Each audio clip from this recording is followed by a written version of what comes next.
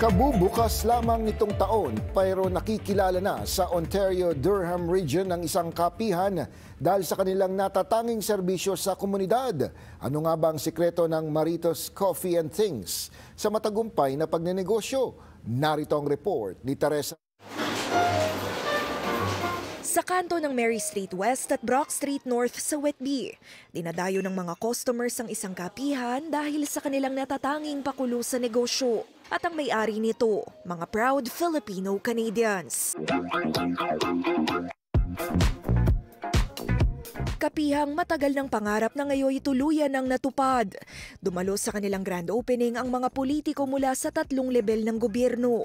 Kabilang ang MP na Parliamentary Secretary sa Federal Minister of Innovation and Industry. It was never easy, Teresa, but it's worth it. Taong 2009 nang dumating sa Canada ang pamilya Mendoza mula Laguna.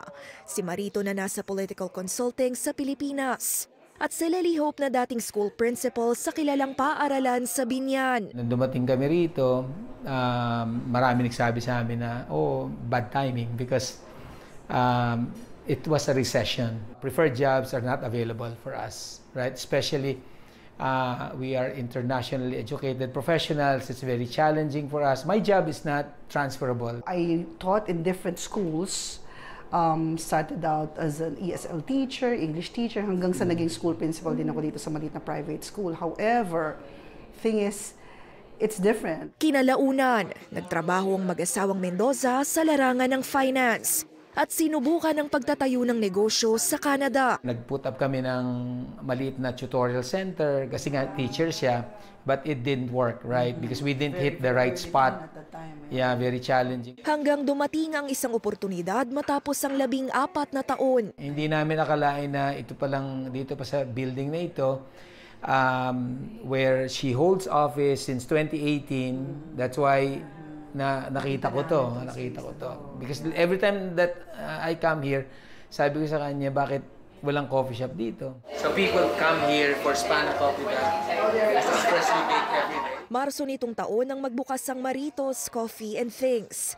At patok na patok sa komunidad hindi lang ang kanilang kape, kundi ang kakaibang pakulo na pumupuno sa kanilang kalendaryo. Nag-hold kami ng first high tea nung Mother's Day. So people's responses were really like, wow.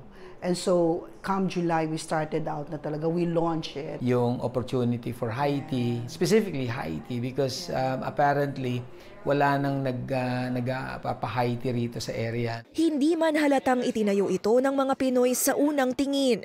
Mararamdaman naman ang serbisyong hatid ng mga Pilipino. Meron 2 painting doon na which we brought from the Philippines pa. Yung isa yung naglalaro ng sungka. Yung isa naman parang babae siyang mangingisda. Ano? So nandoon, nakahalo doon sa mga painting, and those paintings are actually chosen and curated as well from the antique shops, right? So, and then of course, I think one of our differentiators is yung customer service natin. Alam mo, ang Pinoy kasi kilala sa honesty, cleanliness. May negosyo man o tinatahak ang pangarap na karera sa Canada. Ito ang mapapayo ng mga kababayan kung paano simulan ng tagumpay sa panibagong bansa. Don't look back because just move forward. The journey is not easy. The journey continues to more of unfold. It's never easy, but I think it's worth it.